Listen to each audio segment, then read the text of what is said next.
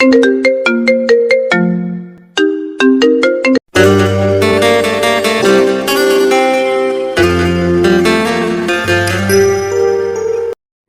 নতুন ভালোবাসার গল্প পেতে আমাদের চ্যানেলটি সাবস্ক্রাইব করে পাশে থাকা বেল আইকনে ক্লিক করুন। ধন্যবাদ। ওমা, পিছিয়ে যাচ্ছেন কেন? আজ আর কাছে আসতে মন চাইছে না? সেদিন তো আমার খুব কাছে এসেছিলেন, আমার শরীরের প্রতিটা অঙ্গ প্রত্যঙ্গ ছুঁয়েছিলেন। সেদিন এই ভয় কোথায় ছিল?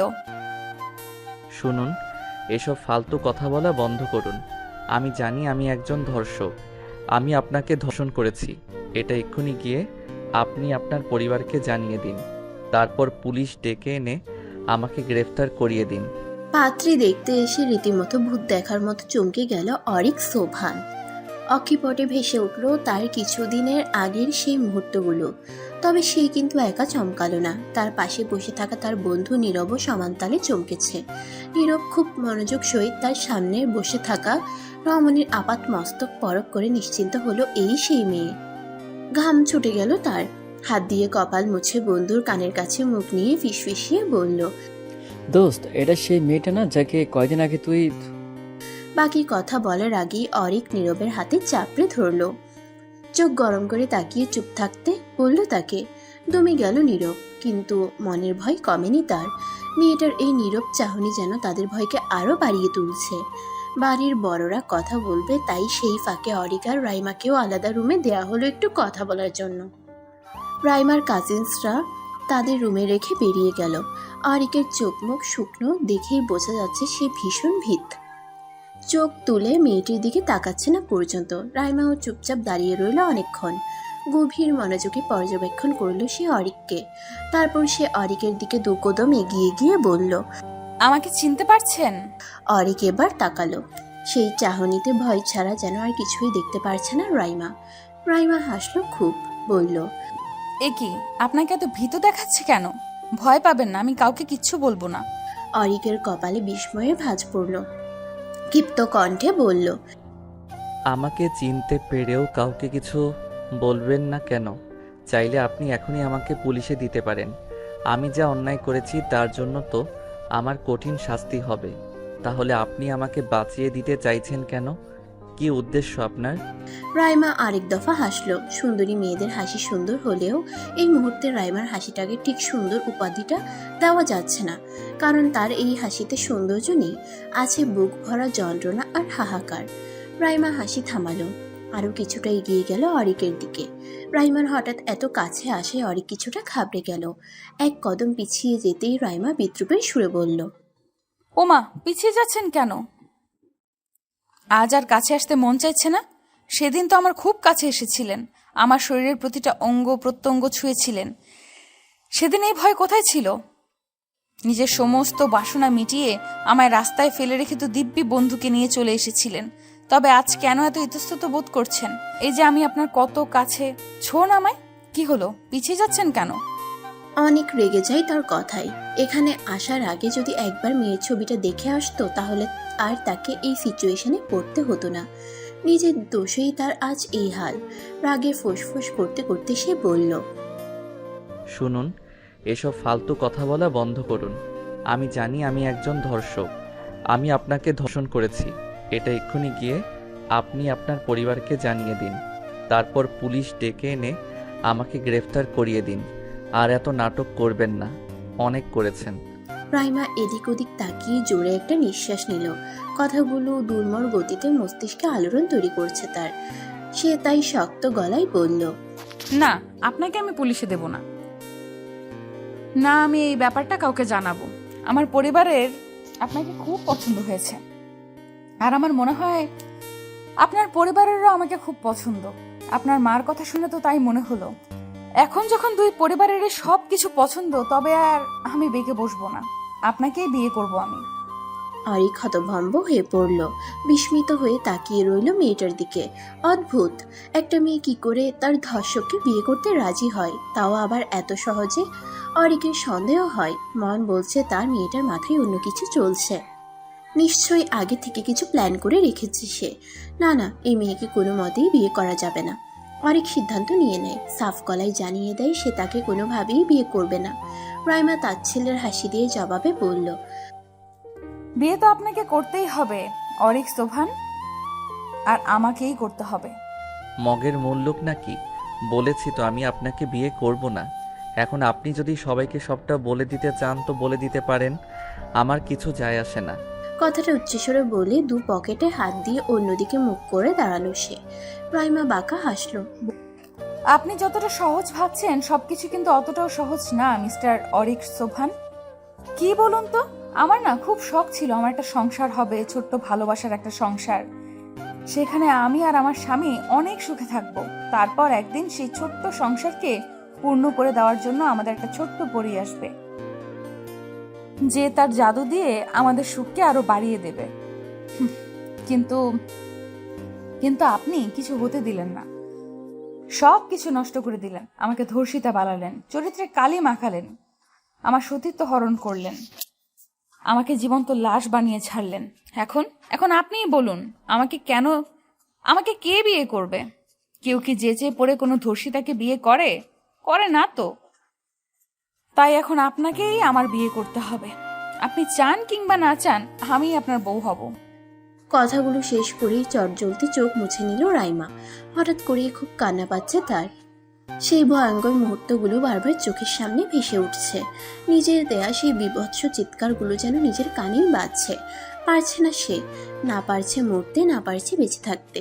আর চোখের সামনের এই মানুষটাকে দেখে যেন তার এই যন্ত্রণা আরো বেড়ে গিয়েছে। খুব তো চলছিল তার সুন্দর সাধারণ জীবনটা, হঠাৎ কোত্থেকে এই অচেনা মানুষটা এসে অমানুষের মতো তার জীবনটা নষ্ট করে দিল, ধ্বংস করে দিল তার সমস্ত স্বপ্ন। এর জন্য সে কোনোদিনও এই মানুষটাকে ক্ষমা করতে পারবে না, কোনোদিনও না।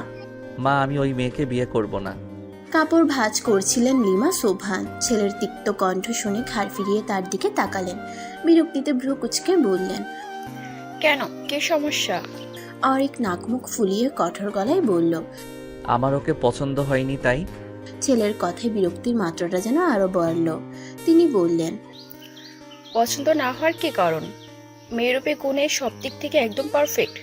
তাহলে কি জন্য তাকে পছন্দ হলো না? মা, ওর কথা বলার ধরন আমার ভালো লাগেনি। লিমা সোভান এবার জোরে নিঃশ্বাস নিলেন। ছেলের সমস্যাটা যেন ধরতে পেরেছেন। ছেলের কাছে এগিয়ে গেলেন তিনি।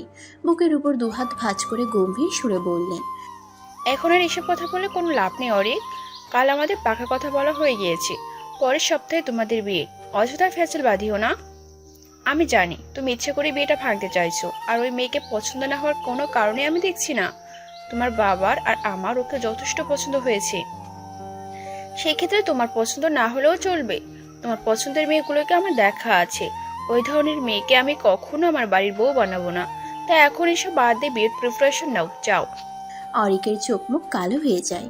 মাকে কি করে বোঝাবে কেন সে এই মেয়েকে বিয়ে করতে চাইছে না? সত্যিটাও তো বলতে পারছে না। মা জানলে তাকে কোনোদিনও ক্ষমা করতে পারবে না। এদিকে সে এটাও টের পাচ্ছে তার জন্য সামনে খুব খারাপ কিছু অপেক্ষা করছে। ওই মেয়ে তাকে এমনি এমনি বিয়ে করছে না, নিশ্চয়ই এর পেছনে তার কোনো ভয়ানক উদ্দেশ্য আছে। শুনেছে মেয়েদের যখন আর কিছু হারানোর ভয় থাকে না তখন নাকি তারা জানোয়ারের চেয়েও হিংস্র হয়ে ওঠে। তবে কি এবার তাকেও রাইমার হিংস্রতার শিকার হতে হবে? কথাগুলো ভাবতেই গলা শুকিয়ে উঠে তার। যেই ছেলে আজ পর্যন্ত কাউকে পরোয়া করতো না, সে আজ এক সাধারণ মেয়ের ভয়ে এইভাবে অস্থির হয়ে উঠছে। নিজেকেই যেন চিনতে পারছে না অরিক। তার এই একটা ভুল তার জীবনটাকে যে ঠিক কিভাবে এলোমেলো করে দিবে সেটা সম্পর্কে আদৌ তার কোনো ধারণা নেই। মায়ের কথায় মন মরা হয়ে রুমে এসে বসলো অরিক। অস্থির মনটা কিছুতেই শান্ত হচ্ছে না। শুয়ে বসে কোনো কিছুতেই শান্তি মিলছে না যেন। এসির পাওয়ারটা আরও কমিয়ে দিল, যেন একটু হলেও শরীরের উষ্ণতাটা কমে। মনে যেন প্রশান্তি পায়। বিছানায় গা এলিয়ে দিয়ে নীরবকে কল লাগালো। ওপাশ থেকে কল রিসিভ হতেই অরিক বলে উঠল, ফ্রি থাকলে এক্ষুনি বাসায় আয়। নীরব আর কথা বাড়ালো না, সোজা অরিকদের বাসায় চলে এলো। 6তলা বিল্ডিংয়ের 4 তলার এক বিশাল অ্যাপার্টমেন্টে থাকে তারা। লিফট থেকে নেমে সোজা অরিকের রুমে গিয়ে ঢুকলো নীরব। বিছানায় এলোমেলো হয়ে শুয়ে থাকা অরিকের অবস্থা দেখে নীরব টের পেল সে কতটা দুশ্চিন্তায় আছে। নীরব গিয়ে বসলো তার পাশে, ক্ষীণ সুরে বলল, দোস্ত কি হবে এখন? হ্যাঁ, অরিক চোখ তুলে তাকালো, খ্যাপা কণ্ঠে বলল, কি হবে সেটা আগে থেকেই জানলে কি আর এখন এত দুশ্চিন্তা করতাম? হ্যাঁ, তাও ঠিক। কিন্তু দোস্ত, ওই মেয়ে চাইটা কি বলতো? তুই ওকে রেখেছো, তোকে কিছুই করলো না, উল্টো তোকে বিয়ে করতে চাইছে। ব্যাপারটা না ঠিক আমার মাথায় ঢুকছে না রে। অরিক উঠে বসলো, চিন্তিত কণ্ঠে বলল, সেটাই তো আমি বুঝতে পারছি না, মেয়েটা আসলে চাই কি, তার মনে কি চলছে। এইটুকু আমি নিশ্চিত যে এমনি এমনি এই মেয়ে আমাকে বিয়ে করছে না, নিশ্চয়ই এর পেছনে কোনো গভীর উদ্দেশ্য আছে।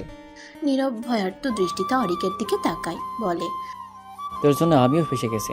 সেদিন বারবার বারণ করেছিলাম, শুনিসনি আমার কথা। ইচ্ছে মতো মেয়েটার সাথে, আর এদিকে আমি কিছু না করেও ফেসে গেছি। ওই মেয়ে আমাকেও ছাড়বে না, যেভাবে কালকে আমার দিকে তাকাচ্ছিল।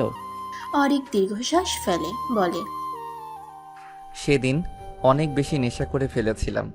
নেশার ঘোরে যে এসব করে ফেলবো জীবনে কল্পনাও করিনি।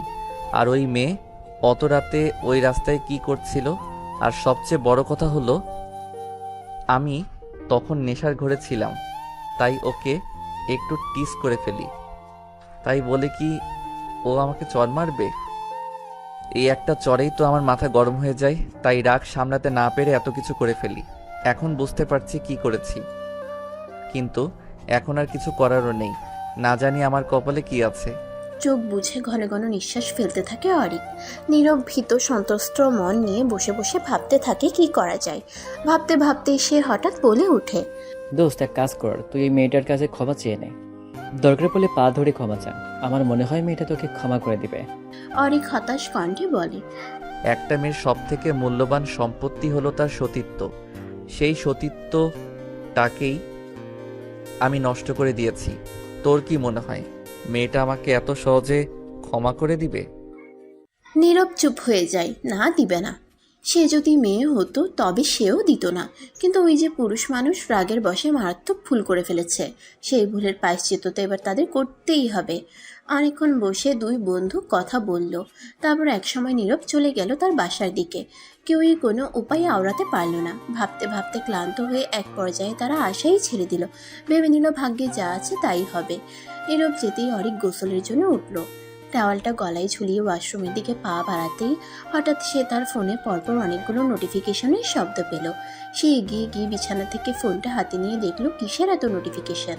ফোনের স্ক্রিনে তখন একটা আননোন নাম্বার থেকে কিছু মেসেজ দেখতে পেল। অরিক সেটা দেখার জন্য হোয়াটসঅ্যাপে ঢুকলো। তারপর সেই নাম্বারে গিয়ে দেখলো অনেকগুলো ছবি, আর সেই ছবিগুলো আর কারণ না, রাইমার। বেশ কয়েকটা শাড়ি গায়ে দিয়ে তোলা ছবি, তার নিচে একটা ছোট্ট মেসেজ। আচ্ছা, কোন শাড়িতে আমাকে বেশি মানাচ্ছে একটু বলুন তো? অরিক এবার নিশ্চিন্ত হলো এটা রাইমার নাম্বার। সঙ্গে সঙ্গে ভীষণ বিরক্তও হলো সে। এই মেয়েটা তাকে কেন মেসেজ দিচ্ছে? সিন করেও রিপ্লাই দিল না। ফোনটা বিছানায় ছুঁড়ে ফেলে ওয়াশরুমে চলে গেল সে। ওয়াশরুম থেকে বেরিয়ে চুল মুছতে মুছতে কৌতূহল বশত অরিক আবার ফোনটা চেক করলো। চোখ যেন এবার বেরিয়ে আসবে তার। 120টা মেসেজ, আর এটা ক্রমাগত বেড়েই চলছে। তাড়াতাড়ি সে ইনবক্স ওপেন করে দেখে রাইমা তাকে লাগাতার মেসেজ দিয়েই যাচ্ছে। তার একটাতে লেখা, সিন করেও রিপ্লাই দিচ্ছেন না কেন অরিক সোভান? এত ভয় পান আমায়? পাশে দুটা হাহা ইমোজি। মেসেজটা দেখা মাত্রই রাগে চোখ মুখ লাল হয়ে ওঠে অরিকের। সে ডিরেক্ট কল দেয় সেই নাম্বারে। সঙ্গে সঙ্গে রিসিভ হয়ে যায়। রাগী গলায় অরিক বলে, কি শুরু করেছেন আপনি? এত মেসেজ কেন দিচ্ছেন? ওপাশ থেকে ক্ষীণ হাসির শব্দ শুনতে পেল সে। জবাবে রাইমা বলল, বারে, আমি বুঝি আমার হবু বরকে মেসেজ দিতে পারবো না? রাগটা ধপ করে বেড়ে যায় অরিকের। চেঁচিয়ে উঠে বলে, মজা করা বন্ধ করুন। ইচ্ছে করে করছেন এসব, তাই না? আমি জানি আপনার উদ্দেশ্য খুব খারাপ, তাই যা বলার সরাসরি বলুন। অযথা এত নাটক করবেন না। রাইমা বাঁকা হাসে, বলে, নাটক করছি? বাহ, আপনি তো খুব চালাক। যাই হোক, আমার নাটকে কিন্তু আপনার পরিবার খুব সুন্দর ফেসে গেছে। এবার আপনার পালা। জানেন তো আপনি আমার জীবনে খুব স্পেশাল একটা পার্সন। আপনাকে আমি আমার জীবন থেকে দূরে সরে যেতে দেব না। আপনাকে আমার লাগবে। আমার অন্ধকার জীবনের প্রতিটা হিসাব নিকাশ মেটানোর জন্য আপনাকে আমার প্রয়োজন। তাই নাটক বলুন আর যাই বলুন, আপনাকে আমি ফাঁসিয়েই ছাড়বো। কথাটা বলেই বিকট শব্দে হেসে কলটা কেটে দেয় রাইমা। অরিক স্তব্ধ হয়ে দাঁড়িয়ে থাকে। কোনরূপ প্রতিক্রিয়া নেই তার মাঝে। তবে কি সত্যি তার সাথে ভয়ানক কিছু হতে চলেছে? রাইমা ফোন রাখতেই তার রুমে তার মা এলেন। রুফাইদা খানম হাতে কিছু গয়না নিয়ে এসে বিছানার এক কোণে বসলেন। তারপর রাইমাকে ইশারা দিয়ে তার পাশে বসতে বললেন। রাইমাও বসল। রুফাইদা খানম একে একে গয়নাগুলো আলাদা করে সুন্দর করে রাখলেন। তারপর তার মধ্যে থেকে একটা মোটা চেইন আর একজোড়া দুল রাইমার হাতে দিয়ে বললেন, এগুলো তোকে দিলাম মা, মার স্মৃতি হিসেবে তোর কাছে রেখে দিস। রাইমা তার হাতের গয়নাগুলোর দিকে তাকালো, তারপর আবার চোখ তুলে মায়ের দিকে তাকালো, বিষণ্ণ হেসে বলল, মা, তুমি আমার কাছে অমূল্য সম্পদ। তোমাকে মনে রাখার জন্য আমার কোনো জিনিসের প্রয়োজন নেই। আমার মনে, প্রাণে, মস্তিষ্কে আজীবন তুমি আর বাবা থাকবে। তোমাদের মনে রাখার জন্য আমার এসবের প্রয়োজন নেই মা। রাইমা মৃদু হাসলেন। মেয়ের মাথায় হাত রেখে বললেন, তা আমি জানি মা, কিন্তু আমি তো তোর মা, মা হয়ে মেয়েকে তার বিয়েতে কিছু দিব না? আমার আহামরি কিছু নেই রে মা। এই যে এই গয়নাগুলো তোকে দিলাম, আর বাকি 2টা চেন আমি আমার নাতি নাতনিদের জন্য রেখে দিলাম। ভবিষ্যতে ওদের দেখতে হবে না? কথাগুলো বলতেই ওনার মুখে যেন অন্যরকম একটা হাসি ফুটে উঠল। মায়ের ওই হাসি মুখখানা দেখে রাইমার মন ধক করে উঠল। এটুকু সময়ে নাতি নাতনিকে নিয়েও ভেবে ফেলেছেন তিনি, অথচ তার মা জানেও না তার মনে কি চলছে, তার সাথে কি হয়েছে, সে কিভাবে দিন কাটাচ্ছে। রাইমা আর কিছু বলল না। কিছু মিথ্যে স্বপ্ন দেখে যদি কারো মনে সুখ আসে, তবে থাকুক না সেই সুখটা। কি দরকার সত্য বলে সেটাকে বিগড়ে দেওয়ার। যা, এইগুলো আলমারিতে রেখে আয়, তারপর গোসল করে খেয়ে দিয়ে রেডি হ, বাইরে যেতে হবে। আলমারি খুলতে খুলতে রাইমা জিজ্ঞেস করলো, কোথায় যাবে মা? উমা, মার্কেটে যেতে হবে না? কয়দিন পর বিয়ে, কিছুই তো শপিং করা হয়নি। রাইমা ঘুরে তাকালো। আলমারিটা বন্ধ করে আবারও এসে মায়ের পাশে বসলো। মায়ের হাত দুটো জড়িয়ে ধরে অপরাধী কণ্ঠে বলল, আচ্ছা মা, আমি তো আজ পর্যন্ত তোমার কাছ থেকে কিচ্ছু লুকাইনি। যখন যা করেছি সব বলেছি তোমায়। তুমিও আমাকে সবসময় সাপোর্ট করেছো। যদি কোনোদিন শোনো আমি তোমার কাছ থেকে কিছু লুকিয়েছি আর সেটা খুব বড় কিছু, তাহলে আমাকে ক্ষমা করতে পারবে? রুফাইদা খানমের কপালে এবার ভাঁজ পড়ল। মেয়ের গালে হাত রেখে চিন্তিত কণ্ঠে তিনি বললেন, কি হয়েছে মা তোর? কোনো সমস্যা? কি লুকানোর কথা বলছিস? রাইমার বুকটা কাঁপছে, আর পারছে না যেন। নিজের সাথে ঘটে যাওয়া সেই ভয়ঙ্কর ঘটনাটা চিৎকার করে মাকে বলতে ইচ্ছে করছে, কিন্তু পারছে না। মা যে সহ্য করতে পারবে না। হাই প্রেশারের রোগী, স্ট্রোক করবে সঙ্গে সঙ্গে, কিন্তু এত কিছু মনে চেপে রেখেও থাকতে পারছে না। কষ্ট হচ্ছে খুব। রাইমা কোনো জবাব না দিয়ে মাকে জড়িয়ে ধরল। রুফাইদা খানম যেন এতে আরও অবাক হলেন, কিন্তু তিনি এখনই কিছু বললেন না। মেয়েকে তিনি বিশ্বাস করেন, ভরসা করেন, তাই এখন আর এসব নিয়ে মাথা না ঘামিয়ে তিনি বললেন, আমি জানি তুই এমন কিছু করবি না যার জন্য আমি তোকে ক্ষমা করতে পারবো না। তোর প্রতি আমাদের সেই আস্থা আছে। এখন এসব বাদ দিয়ে তাড়াতাড়ি গোসল করে আয়, আমি রান্নাঘরে যাচ্ছি। মাকে ছেড়ে মুচকি হেসে রাইমা মাথা নাড়ালো। তারপর মা চলে যেতেই বিষণ্ণ দীর্ঘশ্বাস ফেলে ওয়াশরুমে ঢুকতো গোসল করতে। মা, আমি শপিংয়ে যেতে পারবো না, আমার কাজ আছে। একটা দেব ধরে, তোমার কাজ মানেই তো বন্ধুদের সাথে আড্ডা দেয়া। চুপচাপ রেডি হও, রাইমারাও বেরিয়েছি, তাদের সাথেই আমরা শপিং করব। কি? চেঁচিয়ে উঠল অরিক, নাক মুখ কুচকে বলল। ইম্পসিবল, ওদের সাথে আমি কিছুতেই শপিং করব না। লিমা সোফান এবার রেগে গেলেন, বললেন, আমার হাতে মার খেও না কিন্তু, তুমি ওতে যথেষ্ট বড় হয়েছো। এই বয়সে মার হাতে মার খাওয়াটা শোভা পায় না। তাই ভালো ভালো বলছি, রেডি হয়ে গাড়ি বের করো, আমি আর নীরা নিচে আসছি। কথাটা বলে তিনি সোজা বেরিয়ে গেলেন। এদিকে অরিক রাগে ক্ষোভে ফেটে পড়ছে। আবার ওই মেয়েকে দেখতে হবে, আবার এর কথা শুনতে হবে। উফ, পারছে না নিজের চুল নিজে ছিঁড়ে ফেলতে। রাগে কোনো রকমে রেডি হয়ে অরিক নিচে গ্যারেজে চলে গেল গাড়ি বের করতে। তারপর সে গাড়িটা বাইরে বের করে নীরবকে একটা কল লাগালো। কই আছিস? বাসায় কেন? আমার সাথে একটু বেরোতে হবে। কোথায় যাবে? মা আর নীরাকে নিয়ে একটু শপিংয়ে যাব। ও, বিয়ের শপিং করবে নাকি? তাহলে এক কাজ করিস, তোর আর আমার জন্য কাফনি কাপড়টাও কিনে রাখিস, কারণ তোর বিয়ের পরপরই তো এটা আমাদের লাগবে, তাই না? বিদ্রুপের সুরে কথাটা বলে নীরব। অরিক খেপে গিয়ে বলে, লাত্তি খাবি শালা, কথা কম বলে তাড়াতাড়ি বাড়ির সামনে আয়। তা না হয় এলাম, কিন্তু এটা বলতে ওই মেয়ে আমার তোদের সাথে শপিং করবে না তো? অরিক জানে নীরবকে সত্যিটা বললেও জীবনে তার সাথে যাবে না। তাই সে মিথ্যে বলল। আরে না, ও যাবে না। আমি, মা আর নীরা যাব শুধু। তাহলে ঠিক আছে, আমি আসছি। ফোনটা পকেটে রেখে স্বস্তির নিঃশ্বাস ফেলে অরিক। বন্ধু পাশে থাকলে কিছুটা হলেও ভয় কম লাগবে তার, নয়তো ওই মেয়ের কথা আর তাকানোর ধরন দেখলেই বুক কেঁপে ওঠে যেন। উফ, সাংঘাতিক একটা মেয়ে। সেদিন যেভাবে ওকে ছেড়ে এসেছিল, বাঁচবে না বলেই তো মনে হয়েছিল, অথচ সে এখন দিব্যি বেঁচে আছে। শুধু বেঁচে আছে বললে ভুল হবে, তাকে জ্বালিয়ে মারছে। কথাগুলো ভেবেই ভীষণ রকম বিরক্ত হলো অরিক। গাড়িতে উঠে ঠাস করে দরজাটা লাগিয়ে বসে রইল। কিছুক্ষণ পর অরিকের মা আর বোন এসে গাড়িতে বসতেই সে গাড়ি স্টার্ট দিল। কিছুটা পথ গিয়ে মাঝ রাস্তা থেকে নীরবকেও পিক করে নিল। প্রায় আধ ঘন্টার রাস্তা পেরিয়ে তারা মার্কেটে এসে পৌঁছালো। নীরব ফার্স্টে গাড়ি থেকে নেমে লুকিং গ্লাস দিয়ে চুলগুলো একটু ঠিক করে সোজা হয়ে দাঁড়ালো। তারপর এদিক ওদিক তাকিয়ে সামনে বিশাল শপিং মলটার দিকে তাকাতেই তার যেন হুঁশ উড়ে গেল। ভয়ার্ত দৃষ্টিতে কিছুক্ষণ সেদিকে তাকিয়ে থেকে উল্টো দিকে হাঁটা দিতেই অরিক এসে পেছন থেকে কলার টেনে ধরলো। কই যাস বেটা? নীরব পেছনে ঘুরে দাঁতে দাঁত চেপে বলল, তুই না বললে মেয়ে আসবে না, তাহলে ওইটা কে? ওইটা যেই হোক না কেন, তোকে এত পাত্তা দিতে হবে না। তুই শুধু আমার সাথে সাথে থাকবি, এইটুকুই তোর কাজ। নীরব অসহায়ের মতো অরিকের দিকে তাকালো, যেন এক্ষুনি কান্না করে দিবে। এই মুহূর্তে তার ইচ্ছে করছে এই ছেলেটাকে এক্ষুনি খুন করে দিতে। শালা নিজে তো মরবে, সাথে তাকেও মারবে। রাইমা মিষ্টি হাসলো অরিকদের দেখে, তবে সেই মিষ্টি হাসিটাও ক্যাকটাসের কাটার মতন গিয়ে বিঁধল অরিক আর নীরবের বুকে। দুজনেই গম্ভীর গম্ভীর চোখ মুখ নিয়ে সেদিকে গেল। অরিকের বোন নীরা রাইমাকে পেয়ে খুব খুশি, আর লিমা সোভানও খুশি হলেন ভীষণ। রাইমা আর তার মায়ের সাথে কিছুক্ষণ কথা বলে সকলে ভেতরে গেলেন। অরিক আর নীরব পেছন পেছন হাঁটছে, পা যেন চলছে না তাদের। নীরব বারবার চেষ্টা করে যাচ্ছে কোনো রকমে পালিয়ে যাওয়ার, কিন্তু অরিকের জন্য পারছে না। তারা একটা বড় শাড়ির শোরুমে ঢুকে একে একে শাড়ি দেখতে থাকে সকলে। তখনও অরিক আর নীরব অনেকটা দূরে দাঁড়িয়ে নিজেদের মধ্যে কথা বলতে থাকে। সে সময় নীরা তাদের কাছে আসে, বলে, এই ভাইয়া, তুমি এখানে দাঁড়িয়ে আছো কেন? ওই দিকে আসো, ভাবির জন্য শাড়ি পছন্দ করে দিবে।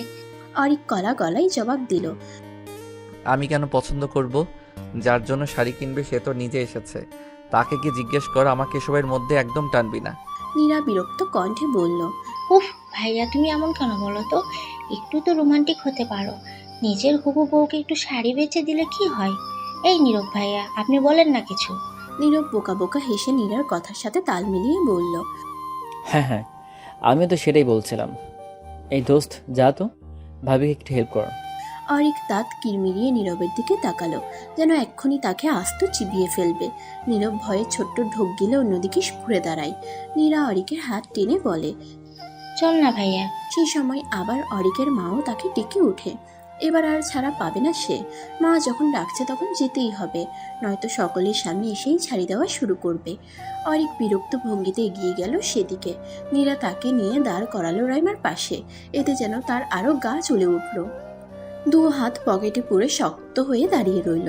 রিমা সোভান তখন একটা লাল কাঁথান শাড়ি দেখিয়ে বলল, বাবা দেখ তো এই শাড়িটা কেমন। অরিক পাত্তা না দিয়ে বলল, মা, আমি শাড়ির ব্যাপারে অত কিছু বুঝি নাকি? তুমি আছো, এই যে আন্টি আছেন, তোমরা দেখো না আমাকে কেন এসবের মাঝে টানছো? স্বাভাবিকভাবেই এই কথাটা রাইমার মায়ের কাছে ভালো লাগে না। মন খচখচ করে উঠল তার। ছেলের কি তবে এই বিয়েতে মত নেই? না হলে সে এত বিরক্ত কেন? রাইমা তার মায়ের দিকে তাকিয়ে দেখে সে অবাক দৃষ্টিতে অরিককে দেখছে। সেও টের পায় তার মায়ের মনে হয়তো সন্দেহ জেগেছে। তাই সে দাঁতে দাঁত চেপে অরিককে ফিসফিসিয়ে বলে, এই যে মিস্টার, ভালোভাবে কথা বলুন। আপনার কথা শুনে যদি আমার মায়ের মনে কোনো প্রকার সন্দেহ জাগে, তাহলে কিন্তু খুব খারাপ হয়ে যাবে। আপনার ইচ্ছে থাকুক আর না থাকুক, হাসি মুখে মেনে নিন সবটা। রাইমার থ্রেড শুনে রাগে দপদপ করতে থাকে অরিকের মস্তিষ্ক। এইটুকুনি একটা মেয়ে তাকে এভাবে থ্রেড দিচ্ছে, ইচ্ছে করছে। রাগটা দমিয়ে নিল, জোরপূর্বক মুখে হাসি টেনে নিল।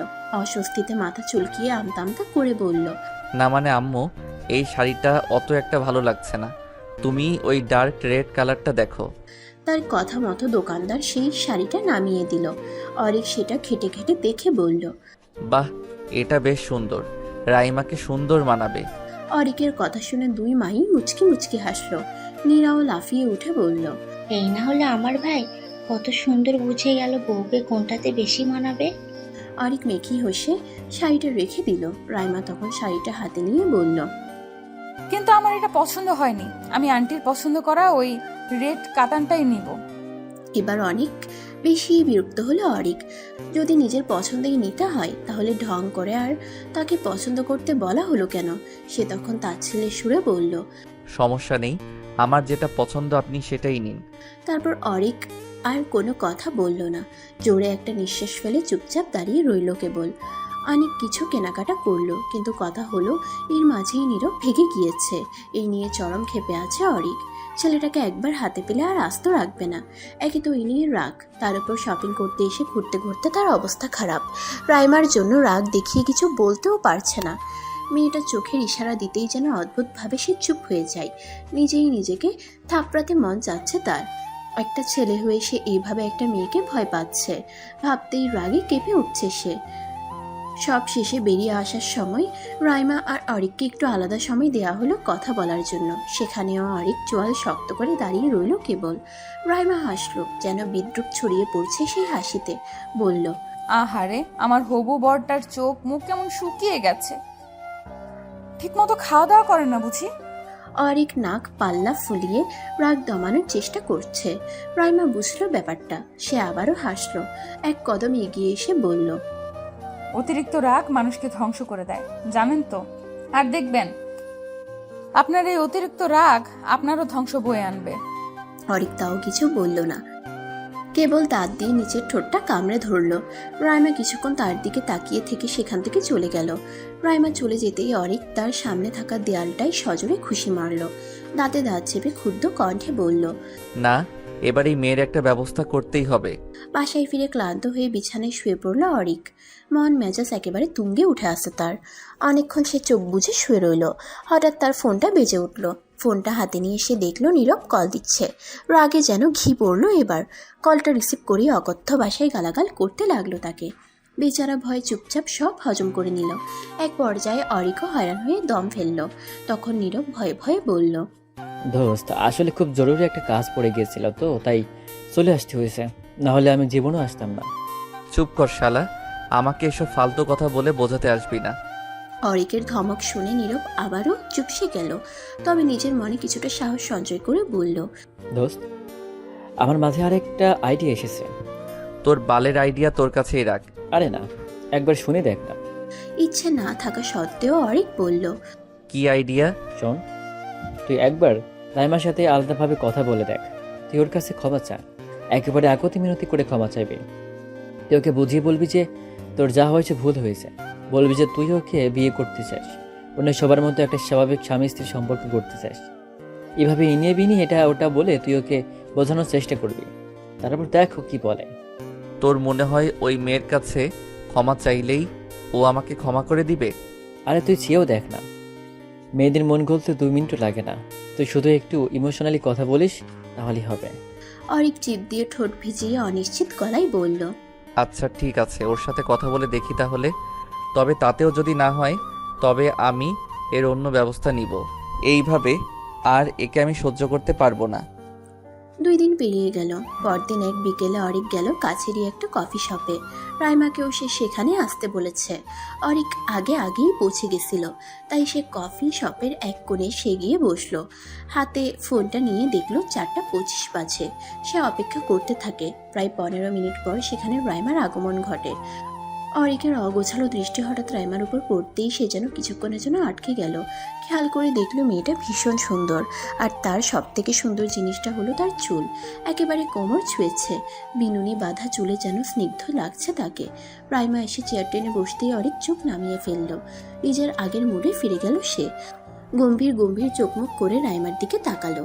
রাইমা তখন বিরস মুখে তাকে জিজ্ঞেস করলো, কেন ডেকেছেন আমায়? বলছি।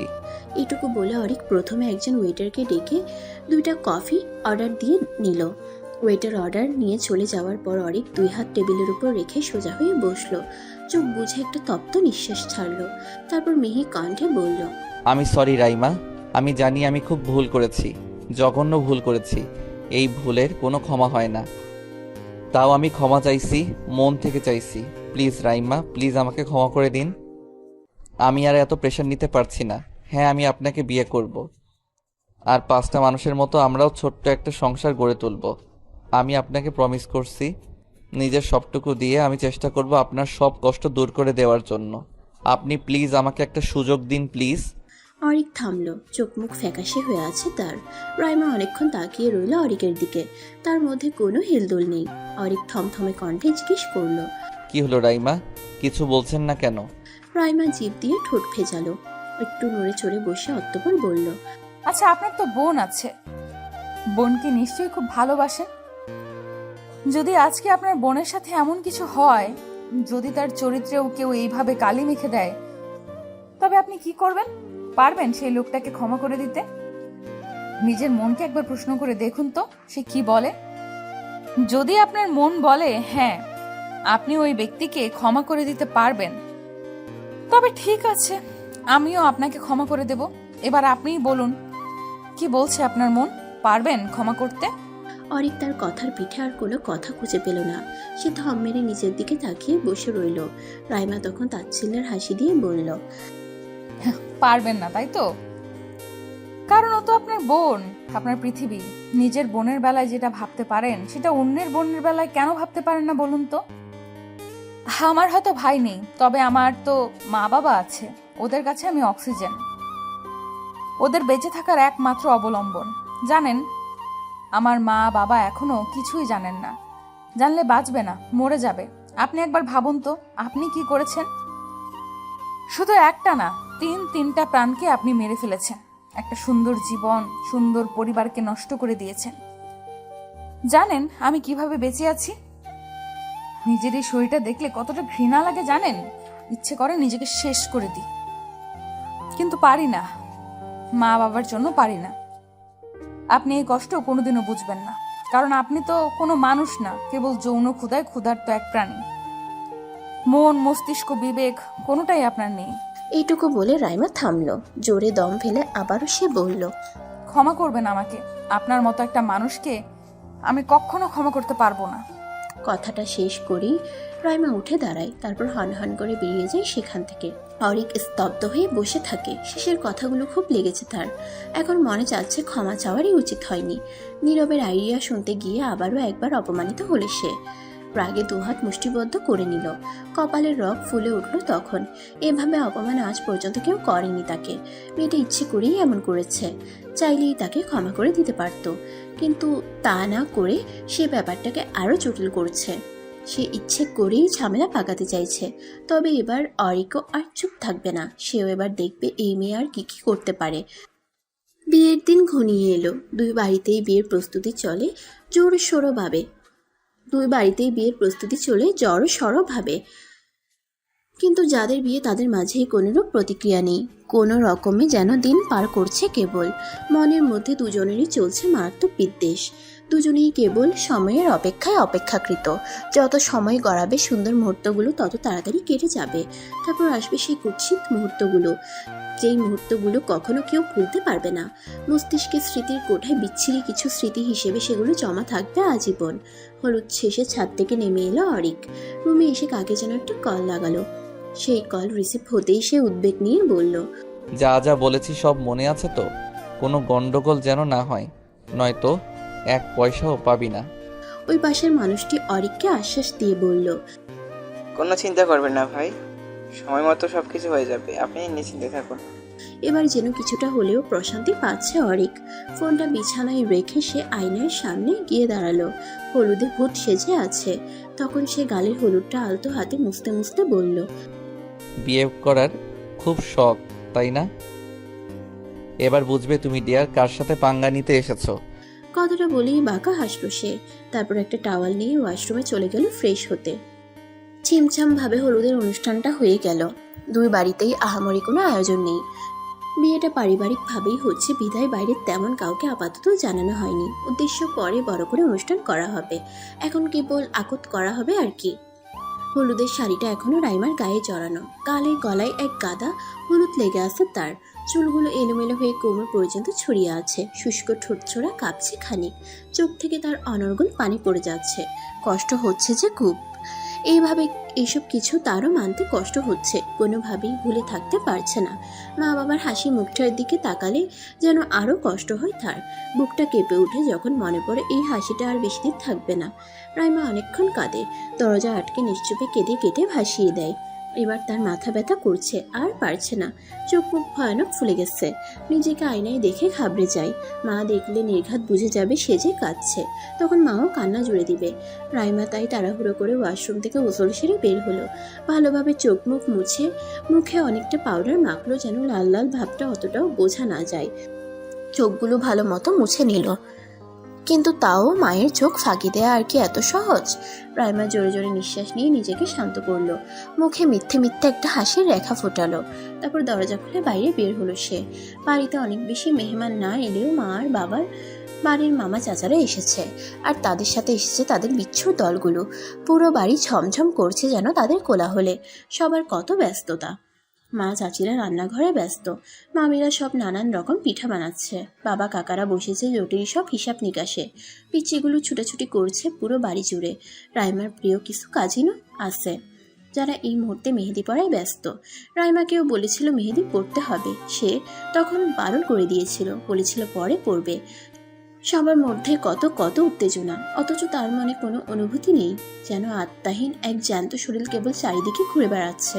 রাইমার খুব কষ্ট হচ্ছে এই মানুষগুলোকে দেখে, তাদের এত আগ্রহকে দেখে।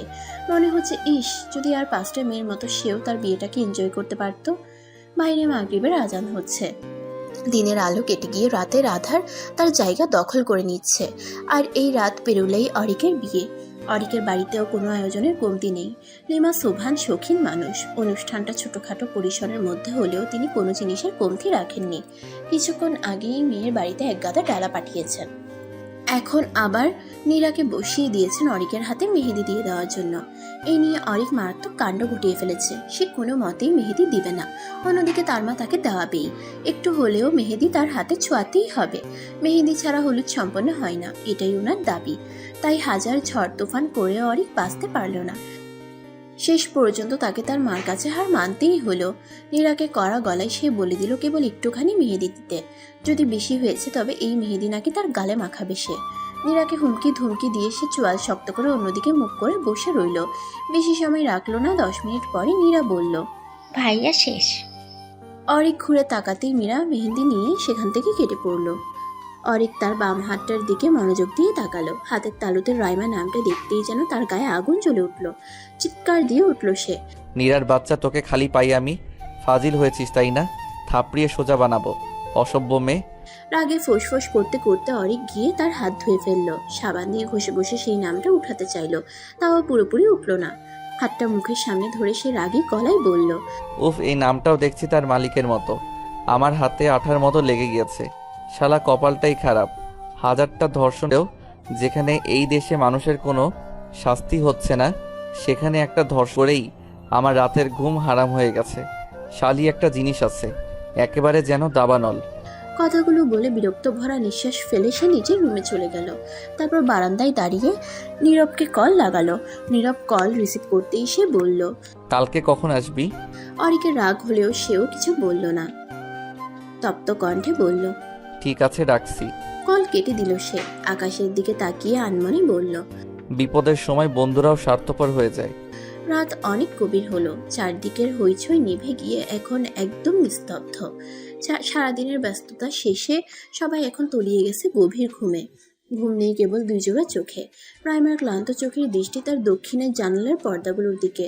মুগ্ধ স্বাধীন স্নিগ্ধ বাতাসে কি সুন্দর উঠছে তারা। ইস, সেও যদি তাদের মতো মুক্ত হতে পারত, যদি পারত এই অভিশাপের জীবন থেকে নিজেকে মুক্তি দিতে। অন্যদিকে বারান্দার কোণে দাঁড়িয়ে আরেক জোড়া চোখ আকাশ দেখতে ব্যস্ত। আগে কখনো সে এভাবে আকাশ দেখেনি, তবে আজ কেন?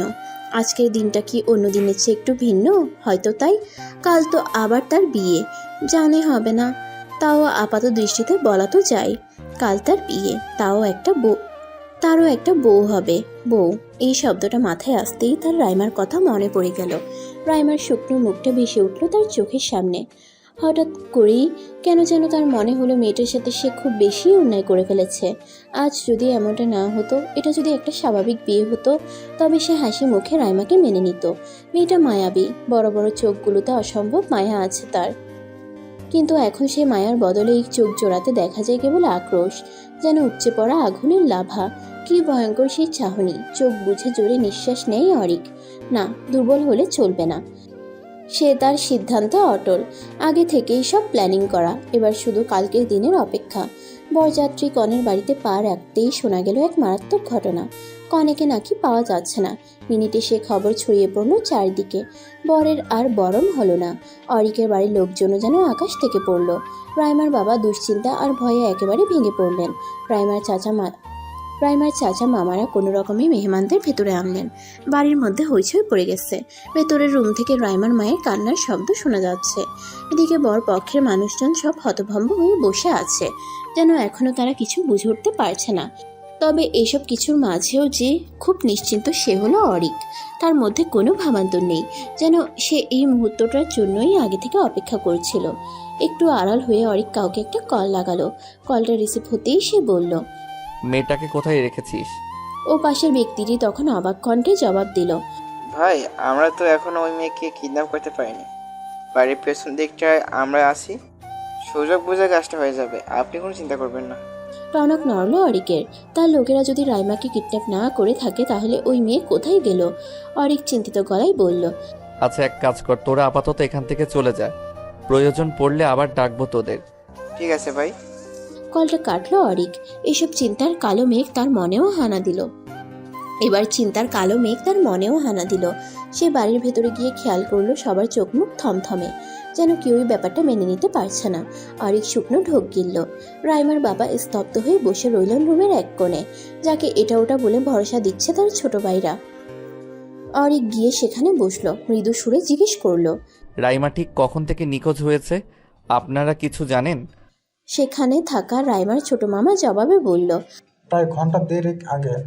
মেয়েটা বাইরে ছিল, আসলে মন খারাপ ছিল তো, তাই তার বাগানের সামনে দাঁড়িয়েছিল। এতটুকু পর্যন্ত ওর কাজিনরা দেখেছে। তারপর হঠাৎ করে আমার মেয়ে ওকে রেডি করানোর জন্য ডাকতে এসে দেখে বাগানের কোথাও ও নেই। ইনফ্যাক্ট পুরো বাড়ির কোথাও নেই। ফোনটা তার রুমে পড়ে আছে। এই যে 2 ঘন্টা হতে চললো, তাও তো ওর কোনো খবর পাওয়া যাচ্ছে না। ওর কোনো ফ্রেন্ডের বাসায় খবর নিয়েছেন? যদি ওদের কারোর বাসায় যেয়ে থাকে? চেনা পরিচিত সব জায়গায় খোঁজ নেওয়া হয়েছে, কথাও নেই। অরিকের মুখটা চুপসে গেল। অবচেতন হয়ে পড়ে থাকা রাইমার বাবার মুখ থেকে এবার কিছু আওয়াজ বেরুলো। তিনি কাঁপা কাঁপা গলায় বললেন, আমার মেয়েটাকে সবাই খারাপ বলছে যে ও নাকি কোন ছেলের হাত ধরে পালিয়ে গিয়েছে। কিন্তু আমি তো চিনি আমার মেয়েকে। আমার মেয়ে কখনো এমন কোনো কাজ করতে পারে না যেটাতে তার মা বাবার অসম্মান হবে। নিশ্চয়ই আমার মেয়ের সাথে কোনো অন্যায় হয়েছে, না হলে আমার মেয়ে কখনোই এমনটা করতে পারে না। এই বলে তিনি অস্থির হয়ে পড়লেন। অরিক বিধ্বস্ত নয়নে চেয়ে রইল মানুষটার দিকে। মেয়েকে কিছুক্ষণের জন্য হারিয়ে যেন পাগলপ্রায় অবস্থা হয়েছে তার। একটু আগেও রাইমার নিখোঁজ হওয়ার খবরটা শুনে ভীষণ খুশি হলেও এখন তার আর ভালো লাগছে না। অন্য সবার মতো তার মনও দুশ্চিন্তায় ভরে গেল। কোথায় গেল মেয়েটা? এমনটা তো নয় যে তাকে বিয়ে করবে বলে পালিয়ে গিয়েছে। সেই তো চেয়েছে বিয়েটা করার জন্য। তাহলে এখানে কি তৃতীয় কারোর হাত আছে? অরিক ভাবতে থাকে। রাইমার বাবা এবার ভীষণ অস্থির হয়ে ওঠেন, যার জন্য ওনার শরীর দুর্বল হয়ে পড়ে। সবাই মিলে হাজার বুঝালেও তিনি বুঝছেন না। বারবার উঠে বাইরে চলে যেতে চাইছেন। মেয়ে নাকি নিজেই খুঁজে বের করবেন, কিন্তু এখন বাইরে গেলেই তার শরীরের আরও অবনতি ঘটবে, তাই বাকিরা তাকে আটকানোর চেষ্টা চালাচ্ছে, কিন্তু উনি শুনবেই না। এসব দেখে অরিক ওনার পাশে বসে ওনার হাত দুটো জড়িয়ে ধরল। রাইমার বাবা ভেজা চোখগুলো অরিকের মুখের উপর গিয়ে স্থির হলো। অরিক চাপা নিঃশ্বাস ফেলল, নিজেকে কিছুটা ধাতস্থ করে বলল, এত অস্থির হবেন না আঙ্কেল, রাইমা ঠিক চলে আসবে। আমরা এতগুলো মানুষ আছি, সবাই মিলে খুঁজবো ওকে। আপনি বলেছেন না আপনার মেয়ে কোনো ভুল করতে পারে না, আমিও সেটাই বিশ্বাস করি। রাইমা কোনো ভুল করেনি, তাই ওর সাথেও কোনো ভুল হবে না। শুধু আপনি একটু ধৈর্য ধরুন প্লিজ। অরিকের কথা শুনে এবার কিছুটা হলেও তিনি শান্ত হলেন, জবাব দিলেন না কোনো। দেয়ালটায় পিঠ ঠেকিয়ে বসে রইলেন কেবল। অরিকদের সাথে তাদের কিছু আত্মীয় এসেছিল, তারা এখন এই নিয়ে খুব কানাঘুষা করছে, যার অধিকাংশ কথাই রাইমার বাবার কানে যাচ্ছে। বাকি সবাইও সেসব শুনছে, কিন্তু বলতে পারছে না কিছু। কিন্তু এতক্ষণ চুপ থাকলেও এবার অরিক রেগে গেল যখন সে তার এক আত্মীয়ের মুখে শুনল যে আরে আজকালকার মেয়ে না, এদের আবার বিয়ে টিয়ে নিয়ে এত চিন্তা আছে নাকি? এরা তো বিয়ের আগেই পোয়াতি হয়ে বসে থাকে। দেখ গিয়ে আবার ও নিশ্চয়ই এই কাজ করে বসেছে, তাই এখন আর পথ না পেয়ে পালিয়েছে। অরিক চেঁচিয়ে উঠল, বাজে কথা বলা বন্ধ করুন। এখানে থেকে ফালতু কথা না বলে চুপচাপ চলে যান। যদি বিয়ে হয় তবে আপনার বাসায় একটা বিরিয়ানির প্যাকেট পাঠিয়ে দেওয়া হবে। এখন আপনি আসতে পারেন। মহিলাটি বড় বড় চোখ করে তাকালো। অপমানে গা জ্বলে উঠল তার। অরিক এখনো দাঁতে দাঁত চেপে তার দিকে তাকিয়ে আছে। মহিলাটি ফুসতে ফুসতে অরিকের মায়ের দিকে তাকিয়ে বলল, শেষ পর্যন্ত আবার একটা ঘর পালানো মেয়েকে ছেলের বউ করো না জানো। ব্যাগ হাতে ঝুলিয়ে হনহন করে বেরিয়ে গেলেন তিনি। অরিক তখন বলল, বাকি যারা ওনার কথার সাথে তাল মেলাচ্ছিলেন ওনারাও চলে যেতে পারেন। এখানে কোনো সার্কাস হচ্ছে না যে দাঁড়িয়ে দাঁড়িয়ে রং দেখবেন। কিছু মানুষ সত্যি সত্যি বেরিয়ে গেল, আর এখন কেবল অরিকের পরিবারের ঘনিষ্ঠ কিছু লোকজনই রয়েছে। অরিক তখন তার মায়ের কাছে গিয়ে কিছু বলতে যাবে, তার আগেই তার ফোনটা বেজে ওঠে। তাকিয়ে দেখে নীরব কল করছে। কলটা কেটে দেয় সে, কিন্তু সঙ্গে সঙ্গেই আবার কল চলে আসে। অরিক এবার বিরক্ত হয়ে বাইরে গেল, তারপর তার কলটা রিসিভ করলো। সে কিছু বলার আগেই নীরব বলে উঠল, কিরে দোস্ত, কেমন ইঞ্চি করছিস? বউ ছাড়া বিয়ে? অরিক বুঝে উঠতে পারলো না ঠিক, কপাল কুঁচকে বলল, মানে হলো তোর বউ তো নেই সেখানে, সে তো এখন আমার কাছে। হোয়াট? জোরে চেঁচিয়ে উঠে অরিক। নীরব হাসতে হাসতে বলে, আরে দোস্ত, এবার বল কেমন দিলাম? শেষ পর্যন্ত বিয়েটা আটকাতে পারলাম তো। এবার বল এই মেয়ের সাথে কী করা যায়? এই কদিন যা জ্বালিয়েছে না, ভাবছি আমার কাছে একটা মারাত্মক ড্রাগের ডোজ আছে, সেটাই পুশ করবো নাকি ওর শরীরে। আমি জানিও সেটার রিয়াকশন সহ্য করতে পারবে না, হয় মরবে নয়তো আদমরা হয়ে বাকিটা জীবন কাটাতে হবে। ভালো হবে না বল? আমাদের আর তখন কোনো টেনশন থাকবে না। খবরদার নীরব, এসব কিছু করবি না তুই। আমার ব্যাপার আমি বুঝে নিতাম। তুই কোন সাহসে আমাকে কিছু না বলে ওকে কিডন্যাপ করলি? ওর গায়ে যেন এইটুকু আঁচড় না লাগে। কোথায় আছিস বল, আমি এক্ষুনি আসছি। নীরব হাসতে হাসতে বলে, বাহ, প্রেম তো চুইও চেয়ে পড়ছে দেখছি। শক্ত গলায় অরিক বলে ওঠে, বাজে কথা না বলে জলদি ঠিকানা দে। নীরব ঠিকানাটা দিতেই অরিক কাউকে কিছু না বলেই গাড়ি নিয়ে বেরিয়ে পড়ল। নীরবের দেওয়া ঠিকানায় পৌঁছে অরিক বেশ খানিকটা অবাক হলো।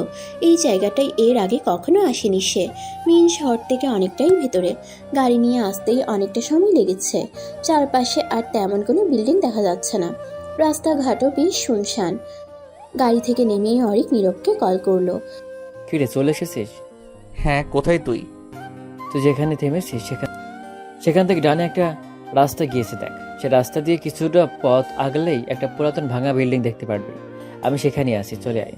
ঠিক আছে, রাখ, আমি আসছি। অরিক কলটা কেটে দিয়ে নীরবের বলা পথে চলতে লাগলো। ডানের রাস্তা ধরে বেশ কিছুটা হাঁটার পর শেষে বিল্ডিংটা দেখতে পেল। ভেতরে ঢুকলো সে। ডানে বামে দুটো করে রুম, আর মাঝখান দিয়ে একটা সিঁড়ি উপরে উঠে গিয়েছে। অরিক এদিক সেদিক তাকিয়ে দেখলো কেউ নেই। সে এবার নীরবের নাম ধরে ডেকলো। নীরব, নীরব, কোথায় তুই? নীরব বেরিয়ে এলো। ঠোঁটের কোণে লেগে আছে তার বিশ্বজয়ের হাসি। তাকে দেখা মাত্রই অরিক কপাল কুঁচকালো, বিচলিত হয়ে বলল, রাইমা কোথায়? নীরব বিদ্রুপের সুরে বলল, বাবা আর কি? বাবা অরিক, কি ব্যাপার বলতো? তুই তো দেখছি ওই মেয়ের জন্য দেওয়ানা হয়ে উঠছিস। দুদিন আগেও না তুই ওকে সহ্য করতে পারতি না, তাহলে হঠাৎ এত প্রেম? অরিক রেগে যায়, ধমকে উঠে বলে, দেখ নীরব, এমনিতেই মাথা গরম হয়ে আছে, আর রাগাস না আমাকে। রাইমা কই সেটা বল। আর তুই ওকে এখানে কেন নিয়ে এসেছিস? আমি বলেছি তোকে এমন কিছু করতে? অতিরিক্ত পণ্ডিতি না করলে হয় না, তাই না? নীরব হতাশ হয়ে বলল, যা বাবা, যার জন্য চুরি করে সেই বলে চোর। এজন্যই কারো ভালো করতে নেই। যাকগে, সেসব তোর হবু বউ ওই রুমে আছে, এখন ড্রাগ পুশ করে নে। তুই যখন এসে গেছিস তখন তুই কর। অরিক বাঁকা চোখে নীরবের দিকে তাকিয়ে বিরক্ত হয়ে ভেতরে চলে গেল। রুমে ঢুকেই চমকে গেল সে। রাইমাকে চেয়ারে বেঁধে রাখা হয়েছে। তার মাথা ঝুঁকে আছে নিচের দিকে। বড় বড় চুলগুলো সব মুখের সামনে পড়ে আছে, কোনোরূপ নড়াচড়া করছে না। তবে কি ওর জ্ঞান নেই? অরিক ছুটে গেল তার কাছে। দু হাত দিয়ে রাইমার মুখের সামনে থেকে চুলগুলো সরিয়ে মুখটা উপরে তুলল। চোখ বুজা, তার মানে সত্যিই জ্ঞান নেই ওর। অরিক রাগে নীরবের দিকে তাকিয়ে বলল, তুই কি করেছিস ওর সাথে? ওর জ্ঞান নেই কেন?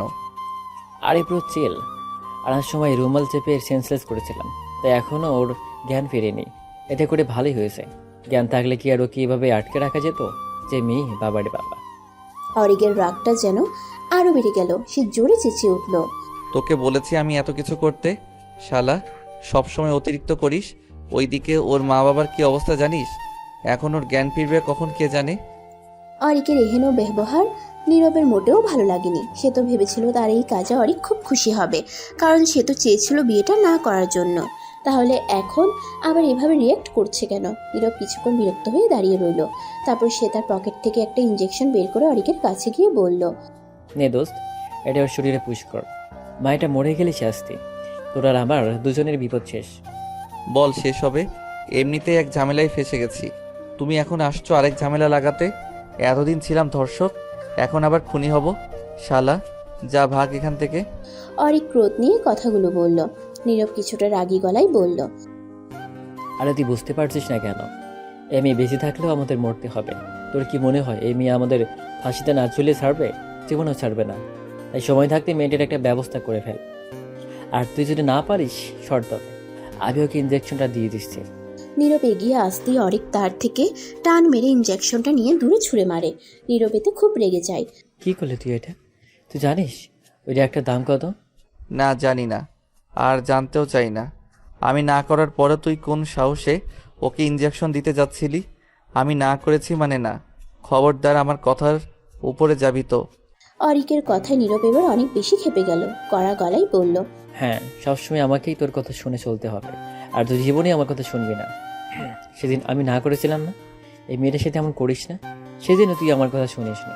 তোর যা মন চেয়েছে তুই তাই করেছিস, আর তোর ভুলে আজ আমিও ফেসে গেছি। এখন আমাকে তোর পাপের ভার নিতে হবে। কেন? সবসময় আমি কেন তোর কথা শুনবো? তুই তো আমার কথা কোনোদিন শুনিস না, তাই আমিও তোর কথা শুনবো না। এই মেয়ে এখান থেকে বেশি ফিরতে পারবে না। আমি তোর জন্য ফাঁসতে পারবো না, আমাকে মেরেই ছাড়বো। এই বলে নীরব এদিক ওদিক তাকিয়ে সামনে পড়ে থাকা একটা বিশাল ইটের টুকরা নিয়ে ছুটে এলো রাইমার মাথায় আঘাত করবে বলে। কিন্তু সে আঘাত করার আগেই অরিক তাকে ধরে ফেলে। হাত থেকে ইটটা নিয়ে ছুঁড়ে ফেলে দেয়। তার বুকটা হঠাৎ কেঁপে ওঠে। চিৎকার দিয়ে উঠে সে বলে, কি করছিলি তুই? পাগল হয়ে গিয়েছিস? কেন এসব করছিস? তোর সাথে কিছু হবে না। অন্যায় করেছি আমি, শাস্তি পেলে আমি পাবো। তুই কেন এত ভয় পাচ্ছিস? আমি তোর কিছু হতে দিব না। কিন্তু তাই বলে তুই এখন এইভাবে মেয়েটাকে মারতে চাইছিস? এই ইট দিয়ে আঘাত করলে কি হতো বুঝতে পারছিস? হ্যাঁ, বুঝতে পারছি। আর বুঝতে পারছি বলেই এমনটা করতে চেয়েছিলাম। কিন্তু তুই আমাকে কেন আটকাচ্ছিস? তুই কি ওকে ভালোবেসে ফেলেছিস নাকি? বল, আমি ইতিমধ্যেই মেয়ের প্রেমে পড়ে গেলি? তপ্ত কণ্ঠে কথাগুলো বলল নীরব। অরিক নিজেও বুঝতে পারছে না তার কি হয়েছে। কিছুক্ষণ আগেও যে মেয়েটাকে সে সহ্য করতে পারতো না, এখন সেই মেয়েটার জন্যই তার মায়া হচ্ছে। আর এটা কেন হচ্ছে সেটা সে বুঝতে পারছে না। অরিক জিভ দিয়ে তার শুকনো ঠোঁটছোড়া ভেজালো, তারপর নরম গলায় বলল, না, আমি ওর প্রেমে পড়িনি। কিছুক্ষণ আগে আমিও ওর খারাপ চেয়েছিলাম, কিন্তু বিশ্বাস কর, ওর নিখোঁজ হওয়ার খবরটা ওর মা বাবার কানে যাওয়ার পর থেকে ওনারা খুব ভেঙে পড়েছেন। ওনাদের অবস্থা দেখে আমার নিজেরই খুব মায়া লাগছিল। রাইমার আম্মু হাউমাউ করে কাঁদছিলেন। আশেপাশের মানুষগুলো যাই নয় তাই বলেছেন। এত কিছুর মাঝে থেকে আমার বারবার তখন মনে পড়ছিল, আজ যদি রাইমার জায়গায় নীরা থাকতো, তবে আমার আর মায়ের অবস্থাটাও ঠিক এরকম হতো। আমি জানিও বেঁচে থাকলে আমারই ক্ষতি, কিন্তু মারা গেল ওর পুরো পরিবারে ক্ষতি। ওকে ছাড়া ওর পরিবার নিঃস্ব, যেমন আমরা আমাদের নীরাকে ছাড়া। তাই আমি এখন পারছি না রে, নিজের একটা ভুলকে ঢাকতে। এখন আমি একসাথে এতগুলো প্রাণ নিতে পারবো না। প্লিজ দোস্ত, ছেড়ে দে মেয়েটাকে। আমি তোকে প্রমিস করছি তোর কিছু হবে না। আমি আমার ঘাড়ে সব দোষ তুলে নিব, আর রাইমাকেও আমি বোঝাবো। কিন্তু এখন আপাতত তুই একটু বোঝ প্লিজ। অনেক বোঝানোর পর নীরব বুঝল। মনের ভেতর বিশাল ক্রোধ নিয়ে এসে রাইমার বাঁধন খুলে দিল। মেয়েটার এখনো জ্ঞান ফেরেনি। আর কোনো উপায় অন্তর না দেখে অরিক তাকে কোলে তুলে নিল। তারপর আস্তে করে গাড়িতে গিয়ে বসালো। গাড়ির ভেতরে থাকা একটা পানির বোতল থেকে কিছুটা পানি নিয়ে তার চোখে মুখে পানির ঝাপটা দিল। তারপর সে গিয়ে বসলো ড্রাইভিং সিটে। নীরবকে অনেক গুছিয়ে তাদের সাথে নিল। সে গাড়ি স্টার্ট দেওয়ার আগে তার ফোনটা বেজে উঠল। হাতে নিয়ে দেখলো তার মা কল দিচ্ছে। কলটা রিসিভ করলো সে। তার মা তখন উৎকণ্ঠা নিয়ে বলল, তুমি আবার কোথায় গিয়েছো অরিক? তোমাকে না পেয়ে তো এখানে সবার টেনশন আরো বেড়েছে। সে মৃদু এসে বলল, আর টেনশন করতে হবে না মা, সবাইকে বলে দাও রাইমাকে পাওয়া গিয়েছে। ও এখন আমার সাথেই আছে। আমরা বাসায় আসছি। চোখের ভারী পল্লবগুলো মেলে ধরতে কষ্ট হচ্ছে, শরীরটা যেন অবশ লাগছে, হাত পা নাড়াতে পারছে না, মাথায় চিনচিন ব্যথা করছে। চোখগুলো যখন খুব কষ্টে একটু মেলল রাইমার কাছে, তখন মনে হলো চারপাশটা যেন সাদা ধোঁয়ায় পরিপূর্ণ। কিছু দেখতে পাচ্ছে না সে, শরীরটা ভার হয়ে আছে। কষ্ট করে আস্তে আস্তে তাকানোর চেষ্টা করলো রাইমা। প্রথমেই বুঝে উঠতে পারলো না সে কোথায় আছে। আবছা চোখের দৃষ্টি পাশে অরিকের উপর পড়তেই তার মস্তিষ্ক যেন জেগে উঠল, একটু নড়ল, ভ্রু কুচকালো। নিজেকে অরিকের গাড়িতে আবিষ্কার করে চমকে গেল সে। গলা দিয়ে কথা বেরোচ্ছিল না, তাও কষ্ট করে সে বলে উঠল, আমাকে কোথায় নিয়ে যাচ্ছেন? রাইমার কণ্ঠ শুনে অরিক তার দিকে তাকালো, স্বস্তির নিঃশ্বাস ফেলে বলল, যা জ্ঞান ফিরেছে তাহলে। রাইমা জোরে জোরে নিঃশ্বাস নিচ্ছে, বুঝে উঠতে পারছে না কিছু। পেছনে তাকিয়ে দেখলো নীরব আছে। এবার সে অনেকটা অস্থির হয়ে উঠল, ক্ষিপ্ত কণ্ঠে দম নিয়ে বলল, আমাকে কোথায় নিয়ে যাচ্ছেন আপনারা? আবার আমার সাথে কি করতে চাইছেন? গাড়ি থামান বলছি, প্লিজ গাড়ি থামান। আমি আপনাদের সাথে কোথাও যাব না, গাড়ি থামান। রাইমা অনেক বেশি অস্থির হয়ে উঠল, গাড়ির দরজা ধরে টানাটানি করতে লাগলো। অরিক এক হাতে তাকে বাধা দেওয়ার চেষ্টা করে বলল, শান্ত হন রাইমা, আমরা আপনাকে নিয়ে আপনার বাসায় যাচ্ছি, অন্য কোথাও আমরা যাচ্ছি না। দেখুন এটা আপনার বাসার রাস্তা। রাইমার এবার খেয়াল করলো, হ্যাঁ এই রাস্তাটা পরিচিত তার। তাও সে ঠিক শান্ত হতে পারলো না। নিজের হাত থেকে এক ছটকায় অরিকের হাতটা সরিয়ে দিয়ে বিচলিত কণ্ঠে বলল, তার মানে এতক্ষণ আমি আপনাদের কাছে ছিলাম? কই, আমার তো কিছু মনে পড়ছে না। আমার তো মনে আছে আমি আমার বাগানে ছিলাম, হঠাৎ তখন কেউ একজন পেছন থেকে আমার মুখে কিছু একটা চেপে ধরে, আর তারপরে আস্তে আস্তে আমার শরীর অবশ হয়ে যায়। তার মানে এসব আপনার কাজ? আমাকে অজ্ঞান করে আবার আপনারা আমার সাথে খারাপ কিছু করেছেন? কেন কেন আপনারা আমার সাথে এমন করছেন? কি ক্ষতি করেছি আমি আপনাদের? কেন করছেন আমার সাথে এমন? রাইমা কাঁদতে আরম্ভ করে। অরিক আর না পেরে গাড়িটা রাস্তার এক পাশে দাঁড় করায়। গাড়ি থেকে নেমে যেতে দেখে রাইমা দ্রুত গাড়ি থেকে নেমে যেতে চায়, কিন্তু অরিকের জন্য পারে না। অরিক রাইমার দুই বাহু চেপে ধরে তাকে তার দিকে ঘুরিয়ে নেয়। তারপর সে রাইমার চোখের দিকে তাকিয়ে নরম সুরে বলে, আমাদের ভুল বুঝছেন রাইমা, আপনার সাথে খারাপ কিছু হয়নি, বিশ্বাস করুন। আপনি এখন একদম ঠিক আছেন। আর হ্যাঁ, এটা সত্যি যে এসব কিছু নীরব করেছিল। ও চেয়েছিল আপনার সাথে যেন আমার বিয়েটা না হয়। আমার বন্ধু তাই আমাকে বাঁচাতে এসব করেছে, কিন্তু আমার বোঝানোর পরও বুঝেছে ওর কোনো দোষ নেই রাইমা, যার দোষ সব আমার। আমি আপনাকে রেপ করেছি, আপনাকে মানসিক কষ্ট দিয়েছি, তার জন্য শাস্তি দিতে হলে আমাকে দিবেন, কিন্তু প্লিজ ওকে ক্ষমা করে দিন। আমার জন্য ও ফেসেছে। সেদিন ও আমাকে অনেক বাধা দিয়েছিল, কিন্তু আমি শুনিনি। সব দোষ আমার রাইমা, প্লিজ আপনি ওর উপর আমার ড্রাইভার চাপাবেন না, ও সত্যিই নির্দোষ। কথাগুলো বলতে গিয়ে গলা কাঁপছিল অরিকের। সে তখন রাইমাকে ছেড়ে দিয়ে তার সিটে হেলান দিয়ে বসে চোখ বুঝল। রাইমা নিষ্প্রভ তাকিয়ে রইল তার দিকে, পেছনে নীরব স্তব্ধ হয়ে বসে রইল। সে বুঝতে পারছে তার বন্ধু এখন তার ভুলের জন্য অনেক বেশি পস্তাচ্ছে, কিন্তু সময় থাকতে তো আর সে বুঝল না। পিনপত নীরবতা কাটিয়ে অরিকের নির্লিপ্ত কণ্ঠটা বেজে উঠল। সে ঘাড় কাত করে রাইমার দিকে তাকালো, ক্ষীণ সুরে বলল, আমি জানি না রাইমা আপনি আমাকে কেন বিয়ে করতে চাইছেন, তবে এইটুকু জানি এই বিয়েটা আর 5টা বিয়ের মতো স্বাভাবিক না। বিয়ের পরও হয়তো আপনি আমাকে ক্ষমা করতে পারবেন না, হয়তো স্বামী হিসেবে মেনেই নেবেন না কোনো দিন। আমার ভুলের জন্য আমি এখন ভীষণভাবে অনুতপ্ত। আমি জানি আপনি সেটা বিশ্বাস করবেন না। আজকে আমি আপনার মা বাবাকে দেখে উপলব্ধি করতে পেরেছি যে আমি কত বড় ভুল করেছি। ওই মানুষগুলো আপনাকে অনেক বেশি ভালোবাসে রাইমা, এখন আমার মনে হচ্ছে আমার লাইফের সবথেকে খারাপ সময় আজকের দিনটা। আমি এতদিন আপনাকে সহ্য করতে পারতাম না, কিন্তু আজ আপনাকে না পেয়ে আমার নিজেরই খুব অস্থির লাগছিল। বারবার নিজেকে অপরাধী মনে হচ্ছিল। আমার জন্য আপনি কষ্ট পেয়েছেন, আপনার পুরো পরিবার কষ্ট পেয়েছে। আমি আমার অন্যায় স্বীকার করে নিচ্ছি। আপনি বলেছিলেন আমাকে এত সহজে পুলিশে দিবেন না, খুব কষ্ট দিবেন আমায়। আমি আপনার সেই কষ্ট মাথা পেতে নিতে রাজি আছি। আপনার যা ইচ্ছে আমার সাথে তাই করতে পারেন, যত শাস্তি দেওয়ার দিতে পারেন, আমার কোনো আপত্তি নেই।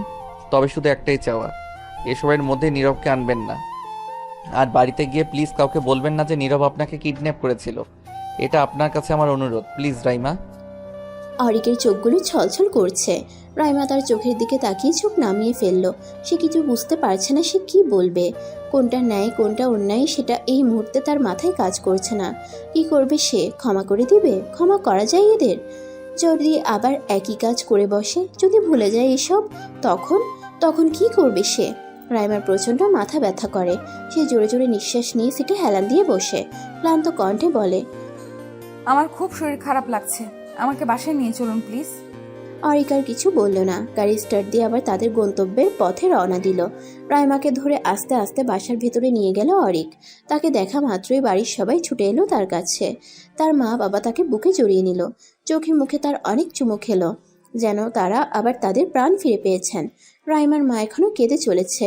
রাইমা তাই তার মায়ের চোখ মুছিয়ে দিয়ে বলল, আমি তো এসে গেছি মা, তাহলে এখনো কেন কাঁদছো? তার কথায় তার মা কোনো জবাব দিলেন না। মেয়েকে কেবল বুকে জড়িয়ে ধরে রইলেন। পরিবেশ কিছুটা স্বাভাবিক হওয়ার পরই রাইমাকে সবাই প্রশ্ন করতে লাগলো, সে কোথায় ছিল, কেন বাইরে গিয়েছিল, আর অরিক তাকে কোথায় পেয়েছে, আরো কত কত প্রশ্ন। অরিকের মেজাজ বিগড়ে গেল সবার এত এত প্রশ্ন শুনে। সে রেগে গিয়ে বলল, ও কোনো ছেলের হাত ধরে পালায়নি যে আপনারা ওকে সব প্রশ্ন করবেন। ওকে কি? অরিক কথাটা শেষ করার আগেই রাইমা মাঝপথে বলে ওঠে, আমাকে কারা যেন কিডন্যাপ করেছিল বাবা, কিন্তু আমি তাদের কাউকে চিনি না। হয়তো কেউ এই বিয়েটা ভাঙতে চেয়েছিল, তাই সেই ব্যক্তি আমাকে কিডন্যাপ করার পর আবার অরিককে ফোন করে আমার নামে অনেক উল্টাপাল্টা কথা বলে। কিন্তু উনি এসব বিশ্বাস না করে উল্টো সেই নাম্বারের লোকেশন ট্র্যাক করে আমার কাজ অবধি পৌঁছে যান। তারপর উনি ওদের পুলিশের ভয় টয় দেখিয়ে আমাকে ওদের কাছ থেকে নিয়ে আসতে সফল হন। আমার তখনও জ্ঞান ছিল না। মাঝ রাস্তায় জ্ঞান ফেরার পর উনি আমাকে সবকিছু বলেন। এত সব মিথ্যে বলে রাইমা নিশ্চুপ হয়ে যায়। তার নিজেরই বিশ্বাস হচ্ছে না যে সে এক নাগারে এত মিথ্যা বলে ফেলেছে, তাও আবার এই মানুষগুলোর জন্য। অরিক নীরব দুজনেই হতভম্ব হয়ে গেল রাইমার কথা শুনে। এদিকে সবাই আবার অনেক উত্তেজিত হয়ে পড়লো এসব কথা শুনে। রাইমার বাবা অরিককে জিজ্ঞেস করলো, বাবা, ওই লোকটা কে ছিল? ও কেন আমার মেয়েকে কিডন্যাপ করেছে? কিছু বলেছে তোমাকে? অরিক ইতস্তত কণ্ঠে বলল, না আঙ্কেল, আসলে ওর সাথে এত কথা আমরা বলিনি। আমি আর নীরব গিয়েছিলাম, গিয়েই আমাদের মধ্যে ছোটোখাটো মারামারি লেগে গিয়েছিল। কিন্তু ও একা থাকায় আর পারেনি আর কি, তাই পালিয়ে যায়। আমরা তখন রাইমাকে নিয়ে ব্যস্ত পড়ি, আর ওর কথা মনে ছিল না। রাইমা বাঁকা চোখে অরিকের দিকে তাকায়। অরিক অপ্রস্তুত হয়ে পড়ে তাতে। জিভ দিয়ে ঠোঁট ভিজিয়ে অন্যদিকে চোখ ফিরিয়ে নেয়। আর রাইমা তখন মনে মনে বলে, এই সুযোগ দিয়েছি বলে নিজেকে এখন হিরো বানিয়ে ফেলছে। এত ঝামেলা শেষে এবার কিছুটা শান্ত হলো সবাই। দুই পরিবারের মধ্যে আবারও কথোপকথন হলো এবং তারা আবারও হাসি মুখে বিয়ের জন্য প্রস্তুত হলেন। কিন্তু রাইমা হঠাৎ বলে উঠল, আমার অরিকের সাথে কিছু কথা বলার আছে, তারপর আমরা এই ব্যাপারে আমাদের সিদ্ধান্ত জানাবো। রাইমা আর অরিক মুখোমুখি দাঁড়িয়ে, দুজনেরই চোখ মুখ বিষণ্ণ হয়ে আছে। অরিকের গায়ে সাদা পাঞ্জাবিটা দেখে রাইমা মৃদু হাসলো, তবে সেই হাসির কোনো প্রাণ নেই। রাইমা অনেকক্ষণ সময় নিল। অরিক তার মুখ পানে চেয়ে রইল কিছু শোনার অপেক্ষায়। রাইমা এক পর্যায়ে তপ্ত নিঃশ্বাস ছাড়ল। অরিকের দিকে তাকিয়ে নির্লিপ্ত কণ্ঠে বলল, আপনি বলেছিলেন না আপনাকে শাস্তি দেওয়ার কথা? বলেছিলেন আমি যেন আপনার বন্ধুকে ক্ষমা করে দিই। যা শাস্তি দেওয়ার আপনাকেই দিই। তবে তাই হোক, আমি ক্ষমা করে দেব আপনার বন্ধুকে, তবে তার বিনিময়ে আমার একটা শর্ত আছে। অরিক চোখ বুঝে নিঃশ্বাস ছেড়ে বলল, কি শর্ত? রাইমা চোখ মুখ শক্ত করে তার দিকে তাকালো। জিভ দিয়ে ঠোঁট ভিজিয়ে গম্ভীর সুরে বলল, আপনাকে এখন বাইরে গিয়ে সবার সামনে সবটা সত্যি বলতে হবে। আপনি আমার সাথে যা যা করেছেন তার সব। আর এই সমস্ত কিছু শোনার পর যদি আপনার আর আমার পরিবার আপনাকে ক্ষমা করে দেয়, তবে আমিও আপনাকে ক্ষমা করে দেব। কিন্তু তার জন্য আগে আপনাকে এই কথাগুলো সবাইকে বলতে হবে। আর এটাই আপনার শর্ত, কিংবা আবার শাস্তিও বলতে পারেন। অরিক স্তব্ধ হয়ে গেল। এবার তার কি বলা উচিত? তার মস্তিষ্কের নিউরনগুলো তো কোনো সঠিক উত্তর পাঠাচ্ছে না। মাথাটা ফাঁকা ফাঁকা লাগছে। এসব কথা শোনার পর তার মায়ের কি অবস্থা হবে সেটা ভেবে তার বুক কেঁপে উঠছে। বুকের ভেতর হৃৎপিণ্ডটা ক্রমাগত তার স্পন্দন বাড়িয়ে দিচ্ছে। ভয় হচ্ছে খুব, কিন্তু তাও সে মেনে নিল, নিজেকে মানিয়ে নিল, বুঝে নিল অন্যায় করলে শাস্তি পেতেই হবে, আর তারও শাস্তি পাওয়ার সময় চলে এসেছে। তাই সে ঠিক করলো বলে দিবে সবাইকে সবটা। সত্যিটা যতই তেতো হোক না কেন, সবাই ঠিকই বাধ্য হয়ে সেটা হজম করে নেয়। আর এই মানুষগুলোও সেটা পারবে, যে মানুষগুলো অধীর আগ্রহে বাইরে অপেক্ষা করে চলেছে তাদের মতামত শোনার জন্য। অরিক জোরে দম নিল, হাত দিয়ে কপালের চুলগুলো পেছনে ঠেলে দিয়ে বলল, ঠিক আছে, আমি সবাইকে সবটা বলবো। দুজনেই শক্ত মনে ড্রয়িং রুমে সকলের সামনে গিয়ে দাঁড়ালো। সবার উৎসুক দৃষ্টি তাদেরকে ঘিরে, যেন সবাই একটা হ্যাঁয়ের অপেক্ষায় মত্ত। অরিক নিজেকে শক্ত করলো, কিন্তু মায়ের মুখের দিকে তাকাতেই যেন তার বুকটা ফেটে যাচ্ছে। ইস, তখন যদি এই মুখটা একবার তার মনে ভেসে উঠত, তবে জীবনেও এই ঘৃণ্য কাজটা সে করতে পারতো না। অরিকের শরীর ঘামছে, বুকটা কাঁপছে। সে নিজেকে শান্ত করার চেষ্টা করে বলল। আমার সবাইকে কিছু বলার আছে। অরিকের মা জবাবে বললেন, হ্যাঁ বাবা, আমরা তো তখন থেকে অপেক্ষা করছি তোমাদের মতামত শোনার জন্য। কি সিদ্ধান্ত নিয়েছো বলো? সিদ্ধান্তের কথায় পরে আসছি মা, তার আগে আমার জন্য কিছু বলার আছে। সবাই বুঝতে পারছে না অরিক ঠিক কি বলতে চাইছে। রাইমার বাবা তখন বললেন, ঠিক আছে বাবা, বলো তুমি কি বলবে, আমরা শুনছি তোমার কথা। অরিক এবার একবার মায়ের দিকে তাকালো তো একবার রাইমার দিকে তাকালো। বুক ধরফর করছে তার, মাথার চুলগুলো ঘামে লেপ্টে আছে। অরিক চাপা দীর্ঘশ্বাস ফেলল, নিজেকে সর্বোচ্চ কঠিন করে বলল, মা, আমি অনেক বড় ভুল করে ফেলেছি। আমি জানি তুমি আমার সেই ভুলের কথা জানার পর আমাকে কখনোই ক্ষমা করতে পারবে না, তাও ক্ষমা চাচ্ছি। শুনেছি সন্তান হাজারটা ভুল করার পরও মা তাকে ক্ষমা করে দেয়, তাই ক্ষমা চেয়ে নিলাম। যদি পারো কোনোদিন আমায় ক্ষমা করে দিও। অরিকের মা হতভম্ব হয়ে তার ছেলের দিকে চেয়ে রইলেন। কি বলছে সে? তার মাথায় কিছুই ঢুকছে না, তাই রেগে গেলেন তিনি। ধমক দিয়ে বললেন, কি সব বলছো বলো তো? কি অন্যের কথা বলছো? আমি তো কিছুই বুঝতে পারছি না। বলছি মা, সবটা বলছি। মা, 1 মাস আগে এক রাতে আমি বলেছিলাম না আমি আজ রাতে নীরবের বাসায় থাকবো। সেই রাতে আমি নীরবের বাসায় না থেকে পার্টিতে চলে যাই। সেখানে অনেক মানুষ ছিল, আর আমাদের বয়সী ছেলেমেয়েরা সব তখন নাচ গান আর ড্রিঙ্কস করাতে ব্যস্ত ছিল। ওই সময় আমি ওইসব খেয়ে ফেলি, অনেকটাই খেয়ে ফেলি। আর তারপর আমার মাথা কাজ করা বন্ধ করে দেয়। সারা রাত উন্মাদের মতো নাচানাচি আর ড্রিঙ্কস করার পর ভোরের দিকে আমরা সেখান থেকে বের হই। আর তখন সেই রাস্তায় রাইমাও ছিল, হয়তো সেই পথেই কোথাও যাচ্ছিল। নেশাগ্রস্ত থাকায় তখন একা রাস্তায় একটা মেয়েকে দেখে আমি টিচ করে বসি, আর রাইমা তখন রেগে যায়, আর রেগে গিয়ে সে আমাকে চড় মেরে বসে। সেই চড়টাই আমার মস্তিষ্ককে পুরোপুরি বিগড়ে দেয়। আর তখন আমি রাগের বশে ওকে আমি রেপ করে বসি। আর এই কথাটা ও কাউকে বলেনি, ওর মা বাবা কষ্ট পাবে বলে নিজের মনে সবটা চেপে রেখেছিল। মা, তো তোমার ছেলে একজন ধর্ষক। এবার তুমি তোমার ছেলেকে শাস্তি দাও মা, খুব কঠিন শাস্তি দাও। অরিকের কণ্ঠ থেমে যায়, আর পারছে না সে। শ্বাস নিতেও কষ্ট হচ্ছে। তার গালের উপর উষ্ণ কিছুর স্পর্শ পেতেই সে অনুভব করে সে কাঁদছে। পুরো বাড়ি জুড়ে পিনপত নীরবতা কাজ করছে। প্রত্যেকটা মানুষ যেন নিষ্প্রাণ হয়ে দাঁড়িয়ে আছে কেবল। রাইমা তখন তার মা বাবার কাছে গিয়ে দাঁড়ায়, ভেজা গলায় বলে ওঠে, মা বাবা, তোমরা আমাকে ক্ষমা করো। সেদিন পারিনি আমি তোমাদের কিছু বলতে। মনে হচ্ছিল তোমরা সহ্য করতে পারবে না, কিন্তু কতদিন আর লুকিয়ে রাখতাম বলো? আর যে পারছিলাম না, তাই আজ ওনাকে দিয়েই ওনার অন্যায়টা সবার মাঝে আনি। সেদিনের রাতটা আমার জীবনের সবচেয়ে ভয়ানক রাত ছিল। আগের দিন ভার্সিটি বন্ধ দেওয়ায় ভেবেছিলাম কাউকে কিছু না জানিয়ে চলে এসে সবাইকে সারপ্রাইজ দিব, তাই রাতের ট্রেনেই বেরিয়ে যাই। আর পৌঁছাতে পৌঁছাতে রাতের শেষ প্রহর এসে পড়ে। চারদিকে যখন নতুন একদিনের সূচনা ঘটছিল, অন্ধকারের পর যখন আবারও পৃথিবী নতুন আলোতে সাজতে প্রস্তুতি নিচ্ছিল, ঠিক সে সময় আমার জীবনের আলোটা নিভে যায়, আমার জীবনটা অন্ধকারে ঢেকে যায়।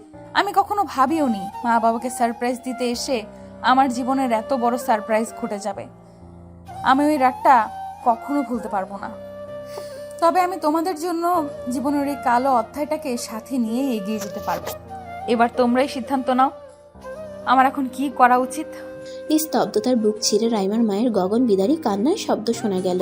সেই কান্নার তীক্ষ্ণ সুর সকলের হৃদয়কে যেন খান খান করে দিচ্ছে। রাইমা এবার তার মাকে আর আটকালো না, মায়ের সাথে সেও চিৎকার করে কাঁদতে লাগলো। এই মুহূর্তটার অপেক্ষায় যে ছিল সে। কবে সে একটু মন খুলে কাঁদতে পারবে, কবে তার মায়ের বুকে মাথা রেখে তার কষ্ট লাঘব করতে পারবে।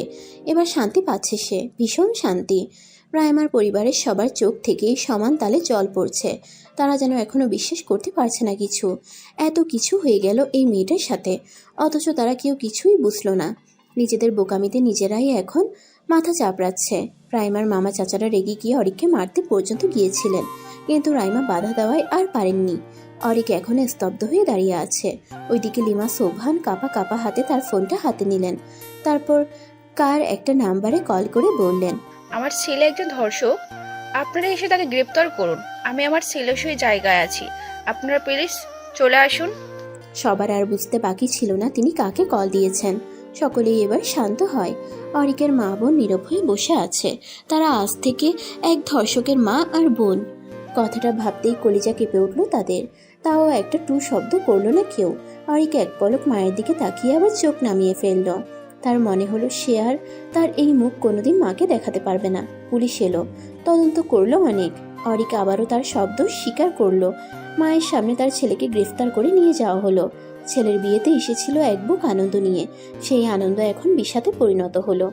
তিনি এখন বাড়ি ফিরে যাবেন, তবে শূন্য বুকে। একজন ধর্ষকের তো এটাই প্রাপ্য। যাওয়ার আগে রাইমার পরিবারের প্রত্যেকটা মানুষের কাছে তিনি ক্ষমা চেয়েছেন, আর তারাও তাকে ক্ষমা করে দিয়েছেন। অরিক বর্তমানে জেলে। রাইমার বলা শেষ কথাগুলো এখনো তার মস্তিষ্কে বিচরণ করে। কি পরিমাণ কষ্ট পেলে একজন মা তার ছেলেকে নিজে পুলিশের হাতে তুলে দেয় জানেন? হয়তো জানেন না, কিন্তু আজ থেকে জানবেন। আমি আপনাকে চাইলেই ক্ষমা করে দিতে পারতাম, কিন্তু আমার বিবেক আমাকে সেটা করতে দেয়নি। তাই আমি বাধ্য হয়েছি এত কিছু করতে। পারলে আপনি আমাকে ক্ষমা করে দিবেন, আর আমি আশা করি আল্লাহও আপনাকে ক্ষমা করে দিবেন হয়তো। আর হ্যাঁ, একটা কথা, আপনাকে আমি কোনো দিন ভুলবো না। আমার এই 23 বছরের জীবনে আপনি আমার এক চির স্মরণীয় অধ্যায়, কালো অধ্যায়, যে অধ্যায়কে আমি আমার জীবন থেকে কখনোই মুছে ফেলতে পারবো না, কখনোই না।